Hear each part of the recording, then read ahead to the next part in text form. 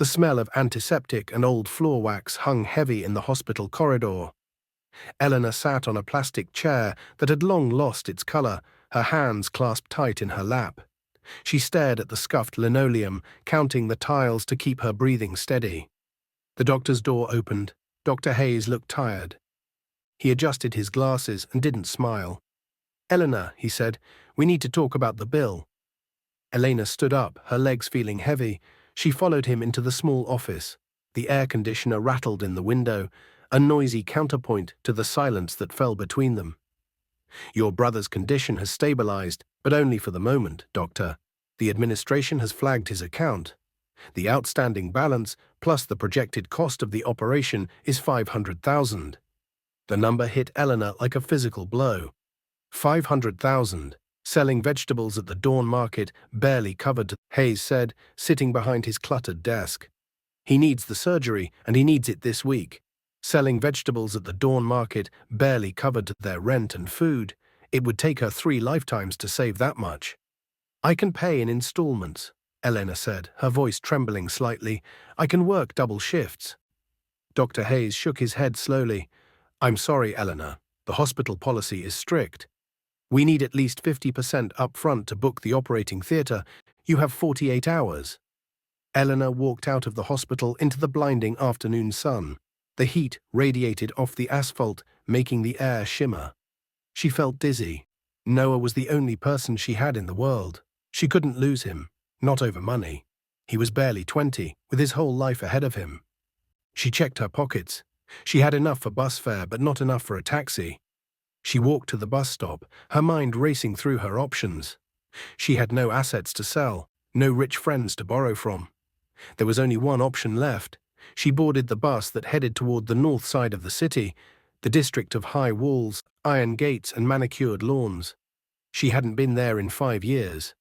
An hour later, Elena stood before a towering wrought iron gate. Beyond it lay a mansion that looked more like a museum than a home. This was where her father, Robert, lived. He lived here with his new wife, Victoria, and their daughter, Bella. Elena pressed the intercom button. "Yes?" A servant's voice crackled. "It's Elena," she said. "I need to see my father." There was a long pause, then a buzz. The small pedestrian gate clicked open. Elena walked up the long driveway. Expensive cars sat in the driveway, a sedan, a sports car, an SUV. The grass was a terrifyingly perfect shade of green. She looked down at her own shoes. They were dusty, the soles worn thin. She brushed the lint from her faded jeans, took a deep breath, and knocked on the heavy oak door. It wasn't a servant who opened it. It was Victoria. Victoria looked younger than her years, her skin tight and smooth, her hair perfectly coiffed. She wore a silk dress that probably cost more than Noah's surgery. Her eyes narrowed as they swept over Elena. "Robert isn't home," Victoria said, her hand on the doorframe, blocking the way. "I saw his car," Elena said quietly. "Please, Victoria, it's an emergency." "It's always an emergency with you people," Victoria muttered, but she stepped back, allowing Elena into the foyer. The air inside was cool and smelled of lilies. Elena followed Victoria into the living room. Her father sat in a leather armchair, reading a tablet. Bella, Elena's half-sister, was draped over a sofa, scrolling through her phone. She didn't look up. "Elena," Robert said. He lowered the tablet, looking uncomfortable. He didn't stand up. "We weren't expecting you." "I'm sorry to intrude," Elena said. She refused to sit. She didn't want to get comfortable. "Noah is sick, very sick. The hospital needs 500,000 for surgery or—" She couldn't finish the sentence. "I need help," Bella snorted, finally looking up. 500,000? Did you come here to beg?" "Bella," Robert warned, though his voice lacked authority. He looked at Elena, his expression pained but weak. "That's a lot of money, Elena. Business has been tight." "He's dying, Dad," Elena said. Her voice cracked. "He's your son too. Please." Robert looked at Victoria. It was a reflex, a habit of submission. Victoria crossed her arms, her silk sleeves rustling. "We can't just throw money into a black hole," Victoria said coldly. "We gave you money last year for rent. Now this. It never ends." "I will pay you back," Elena promised. "I'll sign whatever you want." Victoria watched her, eyes calculating. The room went silent. Then a slow, strange smile spread across Victoria's face. She looked at Bella, then back at Elena. "You'll do anything?" Victoria asked. "Anything," Elena said. "Well," Victoria said, smoothing her dress, "we might have a solution. But it's not a loan, it's a trade." The silence in the living room stretched tight. Bella sat up, sensing the shift in her mother's mood. "What trade?" Elena asked. Her stomach churned. "The Sterling family," Victoria said, walking over to stand behind Robert's chair. "You know them, of course. They dominate the shipping industry. They approached us last month about a union, a marriage." Robert cleared his throat. "Victoria, are you sure?" "Hush, Robert," she snapped. She turned back to Elena. "They want a wife for Caleb." Bella let out a high-pitched laugh.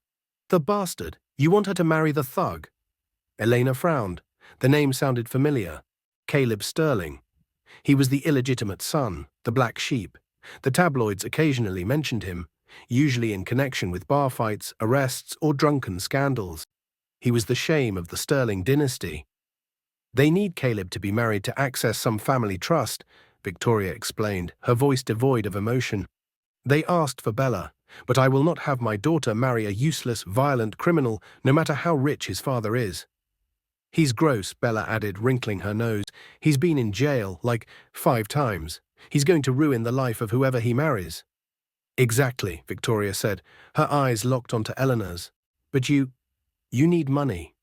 The Sterlings are offering a very generous dowry to the bride's family, enough to cover your brother's bills and then some." Elena felt the blood drain from her face. "You want me to marry him? A stranger? A criminal?" "It's a simple transaction," Victoria said, shrugging. "You take Bella's place. You marry Caleb Sterling. We get the connection to the family and the dowry, and we will pay your brother's hospital bill directly, immediately." Elena looked at her father. Robert was studying the carpet, refusing to meet her eyes. He was letting this happen. He was selling her to save his reputation and keep his favorite daughter safe. "He's dangerous," Elena whispered. "He's rich," Victoria corrected. "Or his family is. You said you would do anything. Did you lie?" Elena thought of Noah lying in the hospital bed, the machines beeping, the doctor's grim face. 48 hours. She looked at Bella, who was smirking, safe in her bubble of privilege. She looked at Victoria, whose eyes were cold as glass. "Fine," Elena said. Her voice was hollow. "I'll do it." Victoria clapped her hands together once, a sharp sound in the quiet room. "Excellent. The wedding is in 3 days. We'll handle the arrangements. You just show up." Across the city, the atmosphere was very different. Caleb sat on a metal bench in a holding cell. His lip was split and his knuckles were bruised. The air smelled of sweat and urine. The heavy steel door clanked open. A police officer stepped aside and a man in a sharp grey suit walked in. This was Marcus, Caleb's assistant and only friend. "Assault and battery again, boss?" Marcus asked, sighing.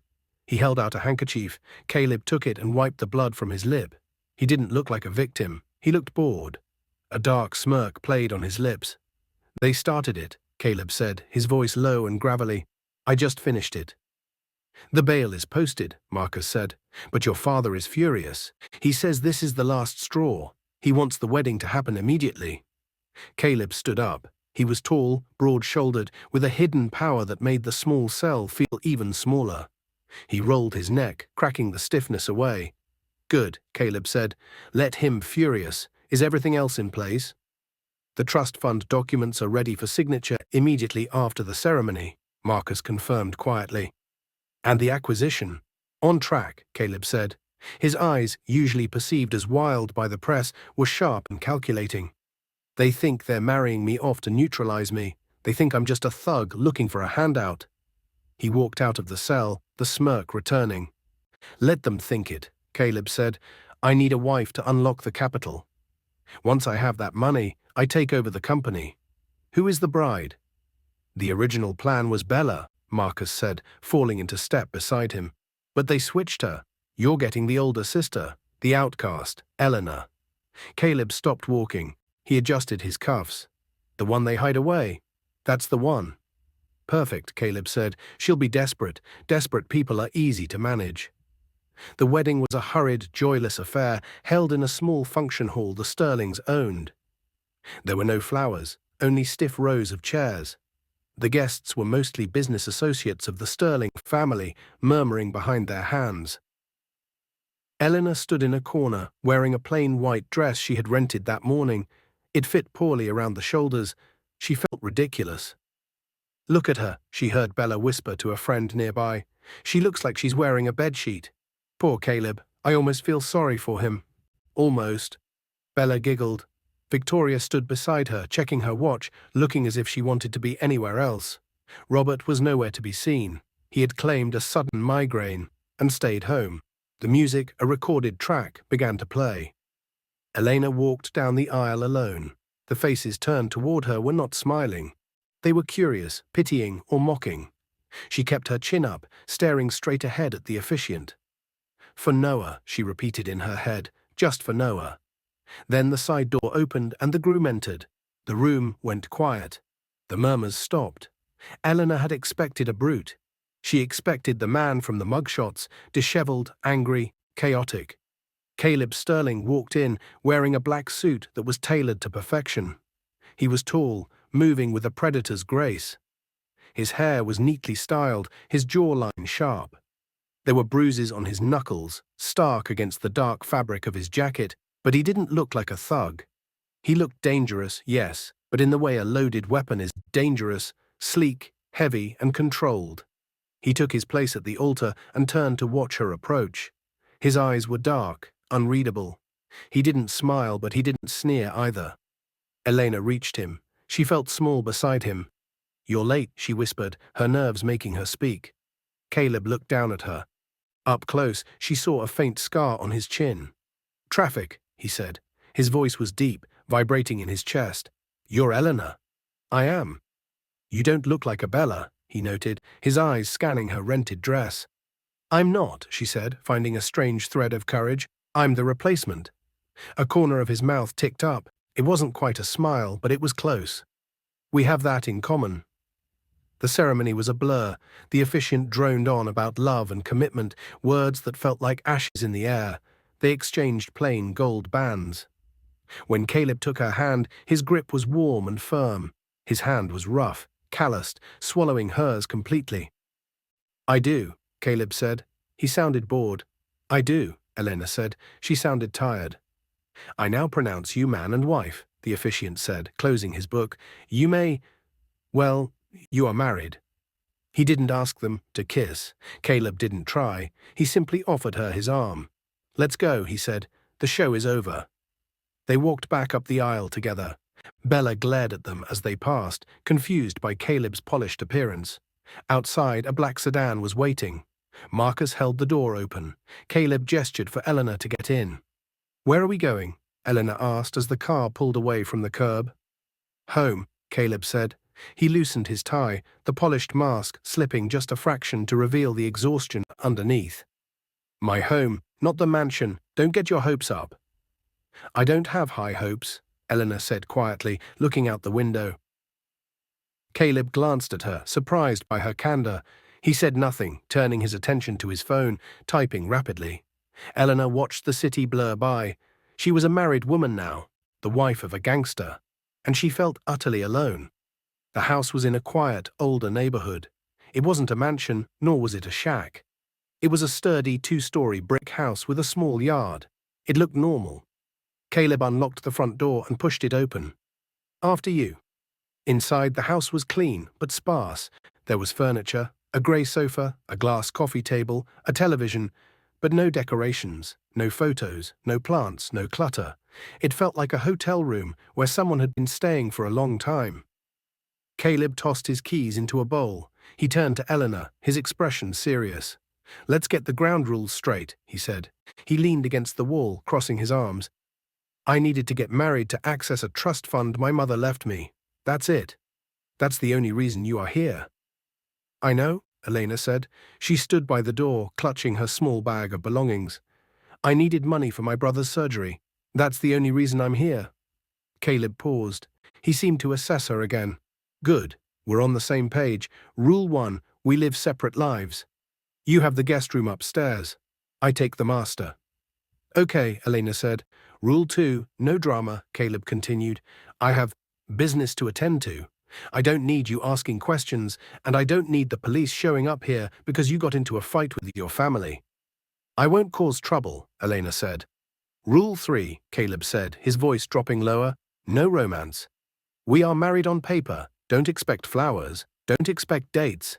And definitely don't expect to share my bed. Elena felt a flush of heat rise in her cheeks, not from attraction, but from the bluntness of it. You don't have to worry about that. Good. Caleb pushed off the wall. Marcus will bring some groceries later. Can you cook? Yes. Great. I'm going out. He grabbed his jacket and walked out the door without looking back. Elena spent the first week settling into the silence. She cleaned the house, though it was already clean. She organized the kitchen. She called the hospital every day to check on Noah. The surgery had been scheduled. The money from the Sterlings had apparently cleared. She saw Caleb rarely. He left early and came home late. One Tuesday morning, Elena woke up at 5 a.m. She couldn't sleep. She went downstairs and found the fridge stocked with eggs and bacon that Marcus had delivered. She started cooking. The smell of frying bacon and brewing coffee filled the sterile house, making it feel alive for the first time. She heard footsteps on the stairs. Caleb appeared, wearing sweatpants and a t-shirt. His hair was messy and he looked groggy. He stopped at the kitchen doorway, sniffing the air. What is that? He asked. Breakfast, Elena said. She plated 2 eggs and slide of toast. I made extra. Do you want some? Caleb looked at the plate, then at her. He looked suspicious, as if the toast might be a trap. He walked over and sat at the island. He took a bite. He chewed slowly. His eyebrows went up. This is edible, he said. High praise, Elena said dryly, pouring him a cup of coffee. Better than the sludge Marcus buys, Caleb admitted. He ate quickly, with the efficiency of someone who often forgot to eat. Why are you up so early?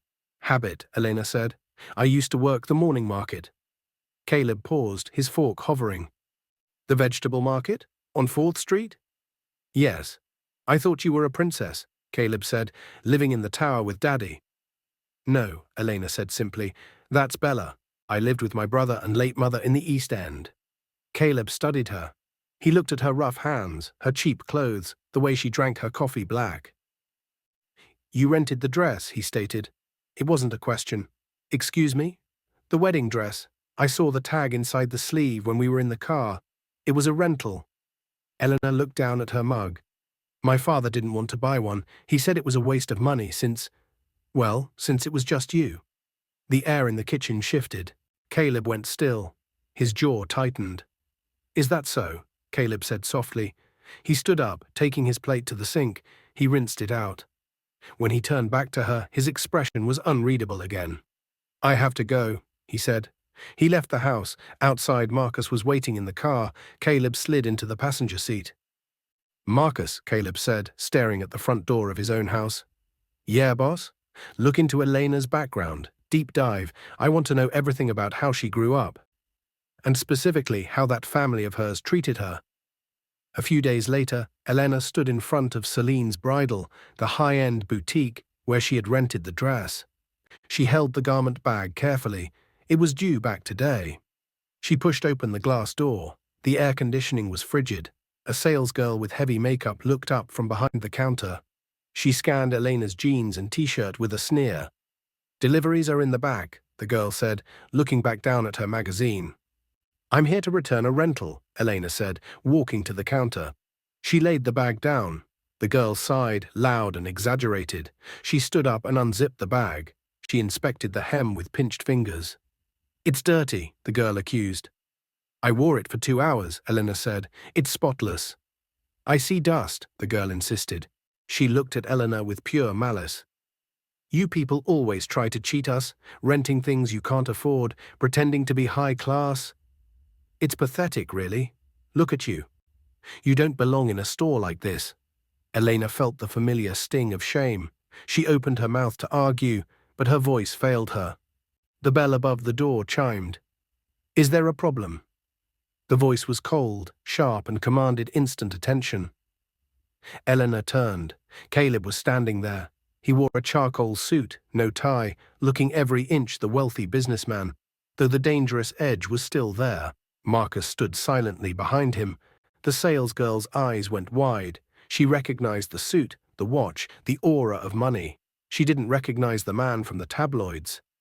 "Sir," she stammered, her demeanor transforming instantly into syrup. "No problem, just explaining the policy to this customer." "You were insulting my wife," Caleb said. He walked closer. The girl paled. "Your wife?" "Yes," Caleb said, "and you were saying she doesn't belong here." I didn't mean—" Caleb ignored her. He turned to Elena. His expression softened, just a fraction. "Did you return the dress?" "Yes," Elena whispered. "Good." Caleb turned to the racks of evening gowns. He pointed to a silver silk dress, then a deep blue velvet one, then a row of designer shoes. "Pack those up, and the heels in size 7, and that necklace in the display case." "Caleb," Elena hissed, grabbing his arm, "what are you doing? We can't afford that." Caleb looked at her hand on his arm, then into her eyes. He covered her hand with his own. "I told you," he said calmly, "I need the trust fund. But I'm not broke, Elena.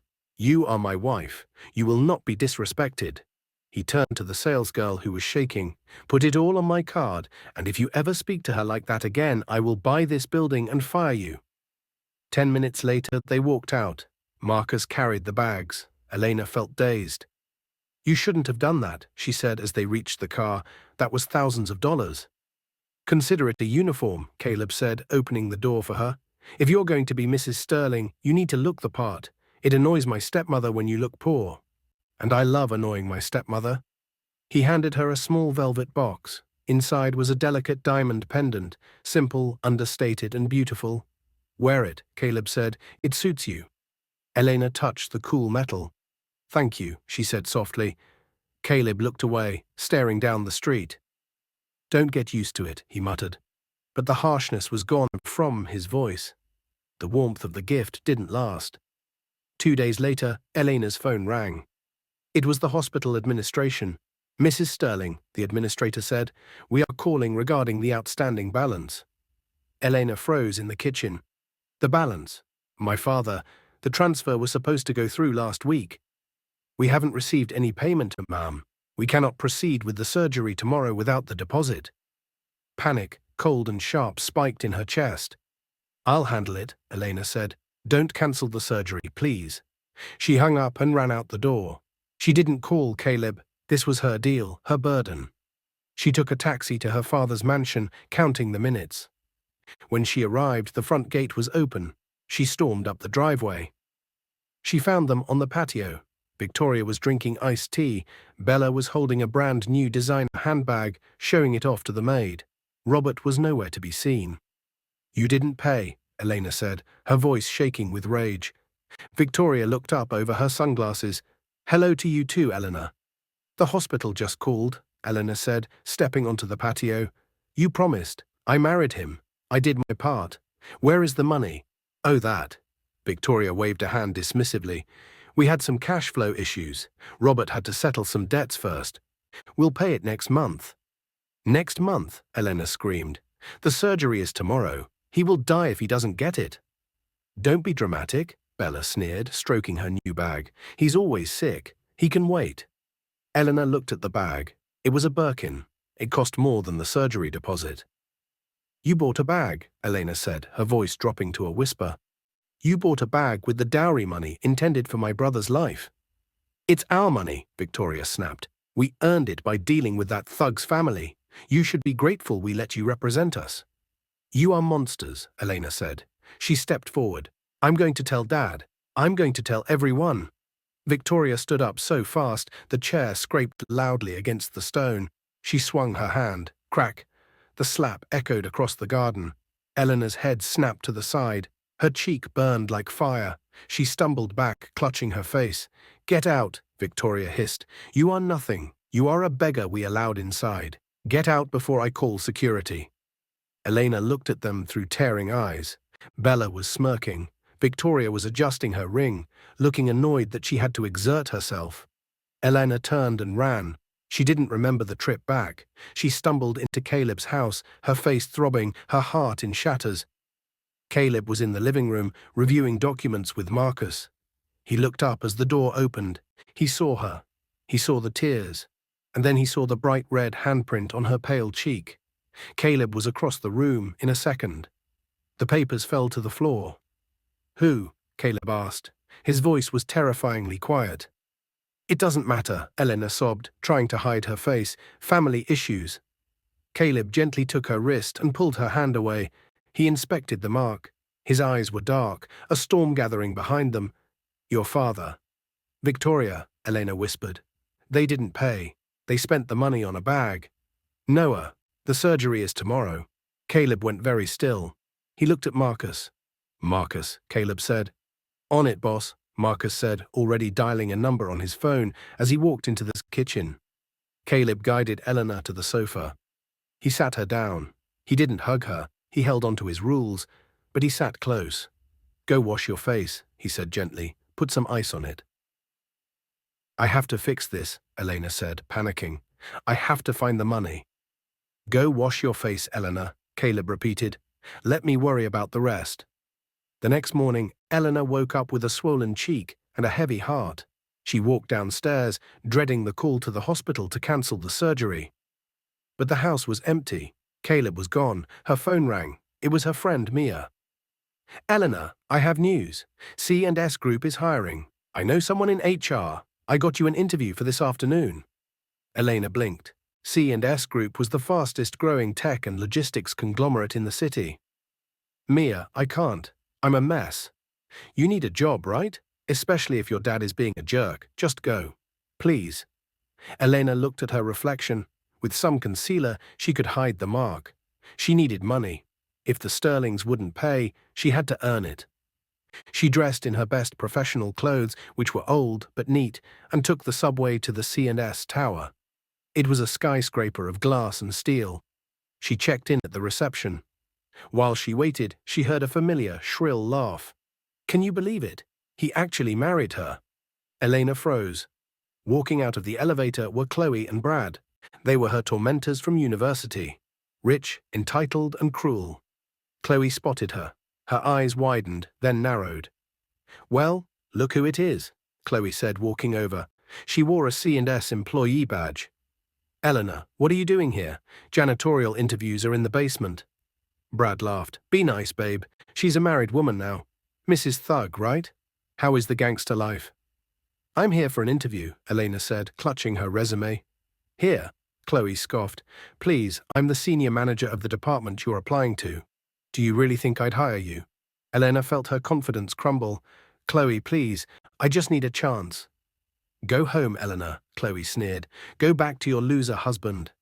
Elena turned and walked away. She didn't even make it to the interview room. She felt small, defeated, and utterly useless. She walked out of the building. The hospital called again. A voicemail. Final warning. Desperation clawed at her throat. She touched the necklace Caleb had given her. The diamond pendant. It was worth thousands. Enough for the deposit? Maybe. She knew it was wrong. It was a gift. But her brother was dying. She walked toward the downtown district, toward a pawn shop she knew. From a black SUV parked across the street, Caleb watched her. Marcus was behind the wheel.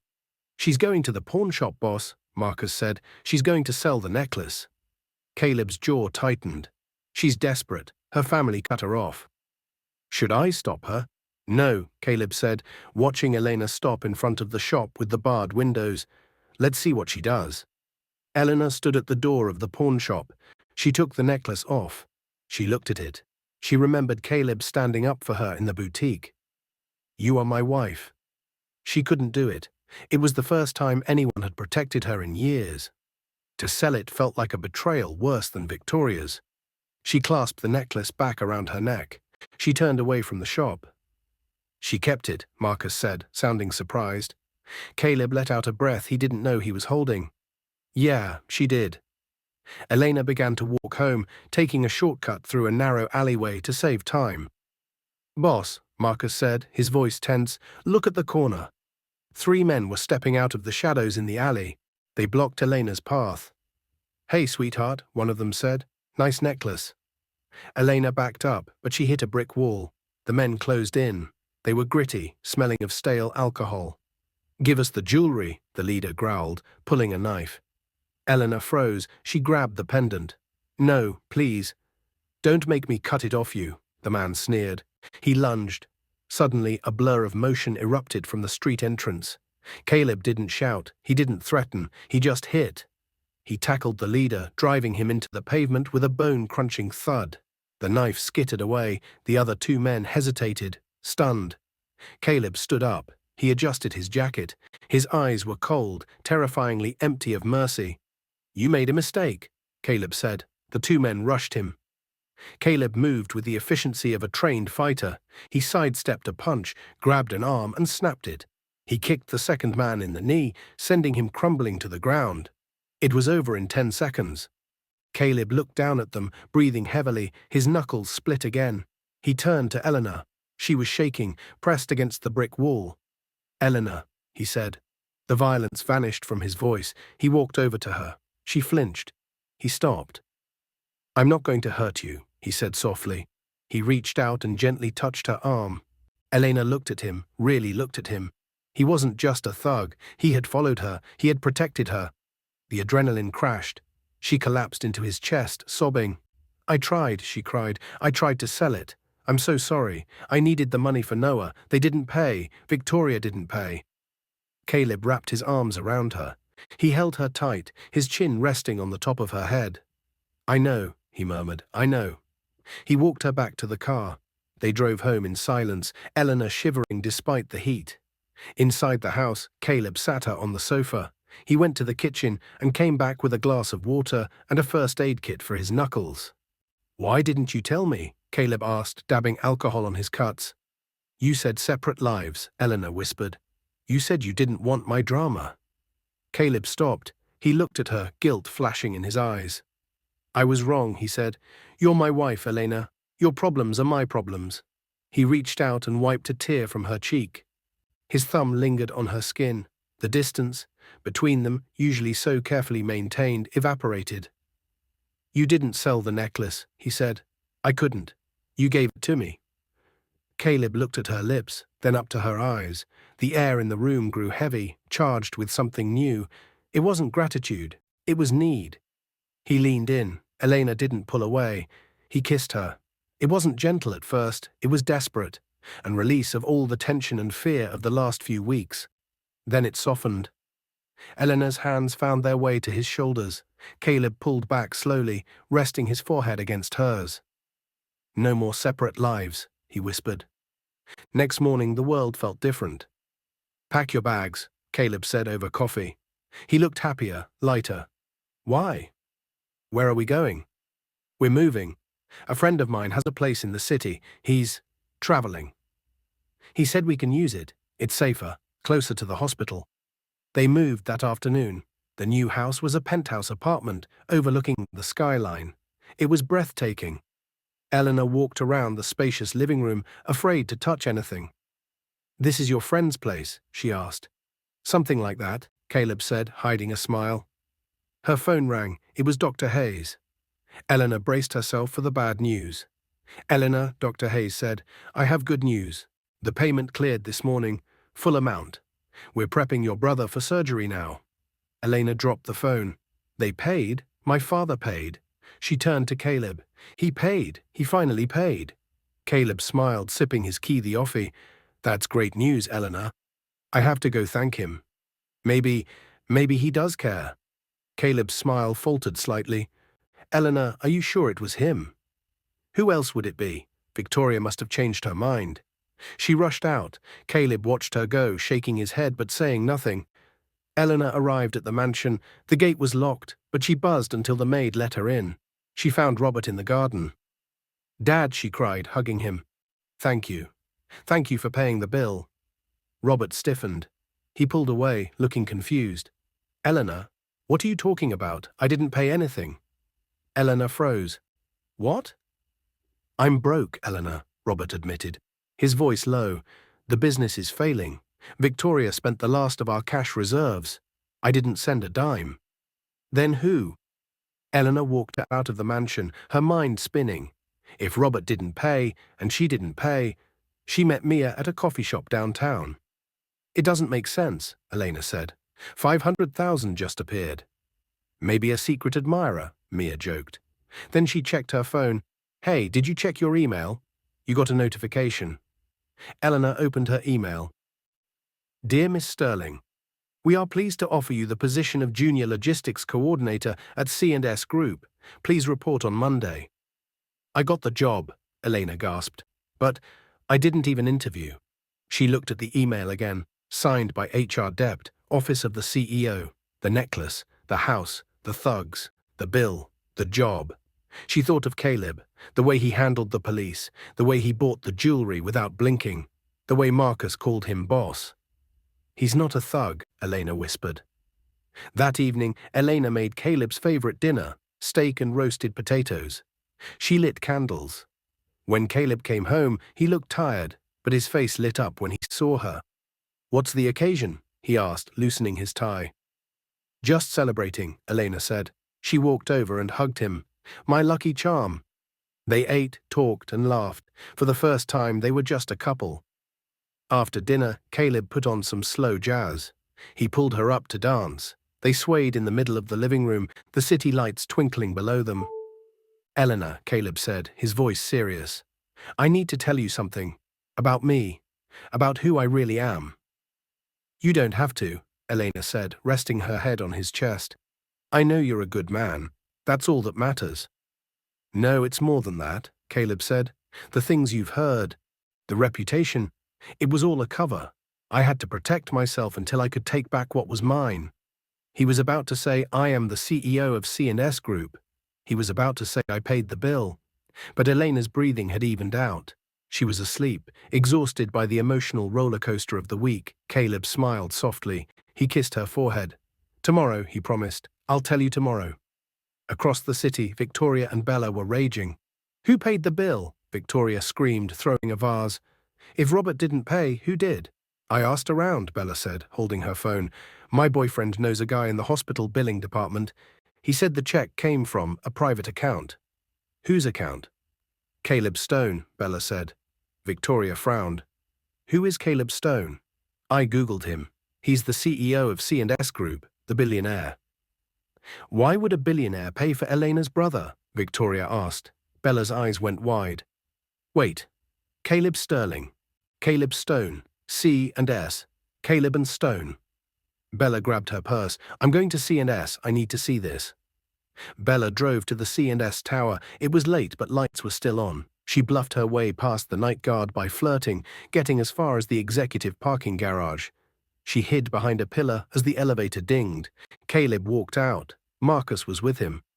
The acquisition is complete, Mr. Stone, Marcus said. You own the Sterling family business now. Your father is out. Good, Caleb said. And the anniversary party? Everything is set for Friday. Are you going to introduce Elena?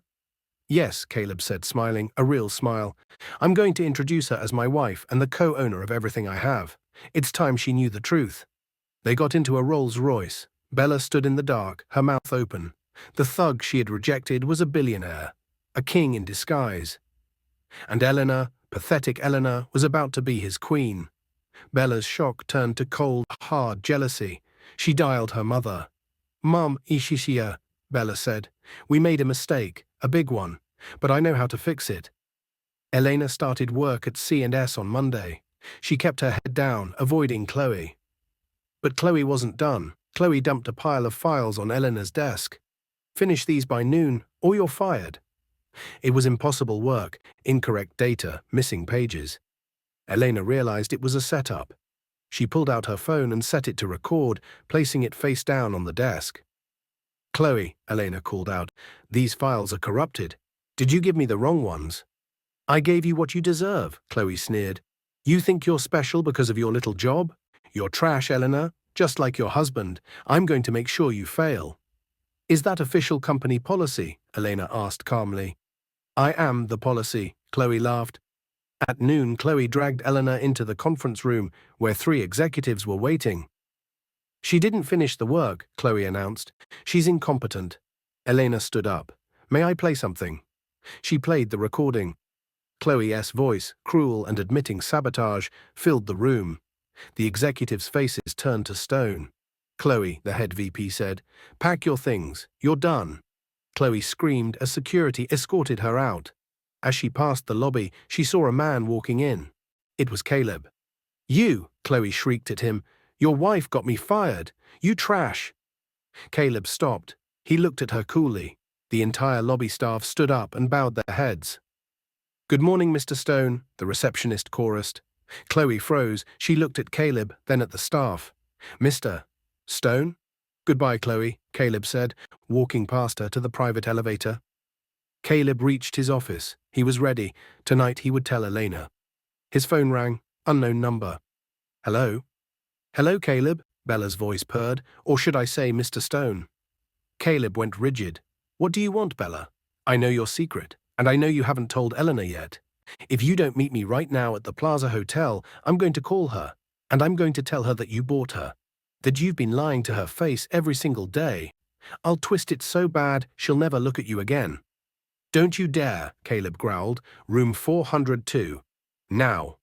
Caleb slammed the phone down. He had to stop her. He had to explain it himself. But he couldn't let Bella poison the well first. He drove to the hotel. Bella opened the door, wearing a robe. "We need to talk," Caleb said, stepping in.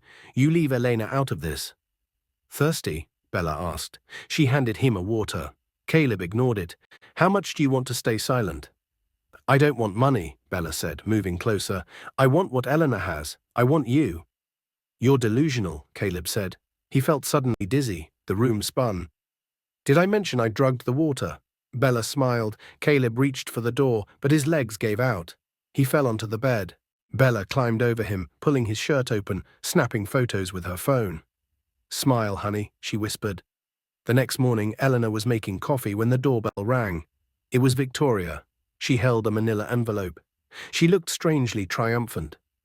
"I thought you should see this," Victoria said, dropping the envelope on the table.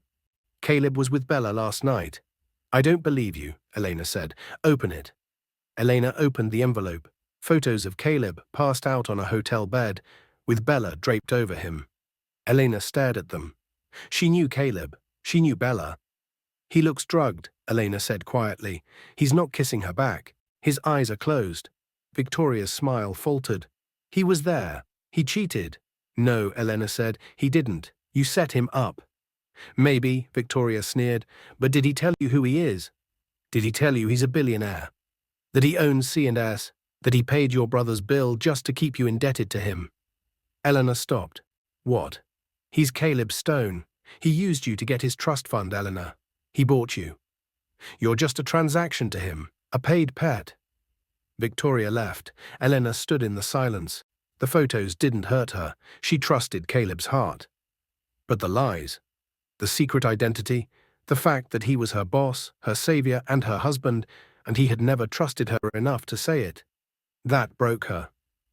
Caleb stumbled in an hour later, looking pale and sick. "Elena," he croaked. "Bella. I know," Elena said. She was packing a suitcase.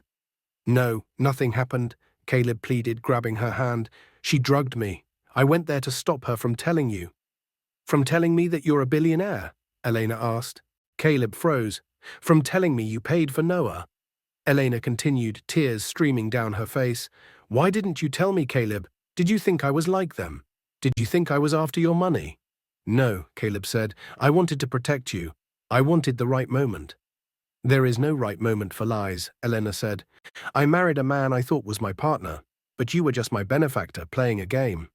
She walked out the door. She went to the hospital. Noah was sitting up, looking healthy.